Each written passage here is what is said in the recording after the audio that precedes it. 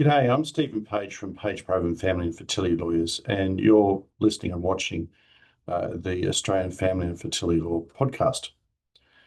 Today, I'm talking about something that is really close to home as to what we do and as to me personally. The Australian Law Reform Commission, at the behest of the then Attorney General Mark Dreyfus, has launched a surrogacy review. This review is to look at all of Australia's surrogacy laws and set out a blueprint for change. The report by the Commission is due by July next year, and the review has a number of steps. The first step is to set out a discussion paper, which I expect to go shortly. I've been privileged to be appointed as a member of the advisory committee to the review. The Assistant Commissioner who's running the review is Professor Ronley Sifris from Monash University. And after the discussion paper issues, then there is a call for submissions. That's due by about early mid-July this year. The Commission is really keen to hear everybody's view about what should happen, if anything, with Australia's surrogacy laws, and particularly from those who have lived experience. So if you are a doctor or fertility nurse or an embryologist or fertility counsellor or fertility lawyer like me, great, put your submission in. But what they're really keen on is those who are immediately affected by the surrogacy journey.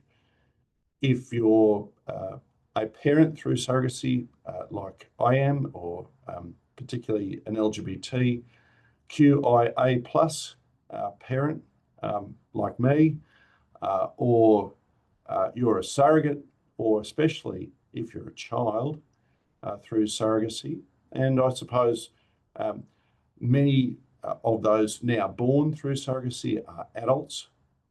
But if you are any of those, or a partner of a surrogate, or even a donor that resulted in the surrogacy journey, by all means, put in your submission. The more, the merrier. The more approaches there are that can be considered, the greater the variety of the outcome, and therefore the richer one would hope of the report, and therefore more closely meeting Australia's needs. For my part, I certainly say that there is long overdue cause for reform. Many of my clients have said to me over the years, when is it going to happen? And I'm old enough to remember the fall of the Berlin Wall, so something that seemed permanent was gone. And so I was always optimistic that there would be change. But I have been calling for change for the last 15 years. What we know at the moment doesn't work. We currently have 8 systems of surrogacy regulation, or 9 if you include the Commonwealth as well, the federal government. So we have this mix of who is a parent and who can access surrogacy and how they can access and what expenses are allowed or not allowed. It's all quite inconsistent. And certainly what we have seen for far too long is that for every child born in Australia, many more are born overseas through surrogacy. Current estimates, and I'll try and update these figures every year, but for every child born in Australia through surrogacy, 3 or 4 are born overseas. And it's probably going to change because it's very expensive there now, but in recent years, as many or more Australian children have been born via surrogacy in the United States than at home.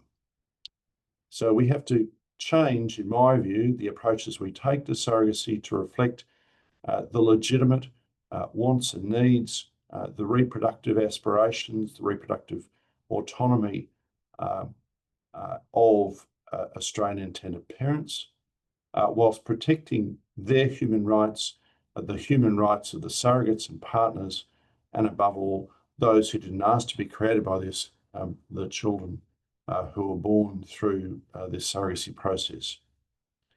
So please, oh please, go to the ALRC website, www.alrc.gov.au, sign up for the surrogacy review, and from there, put in your submission.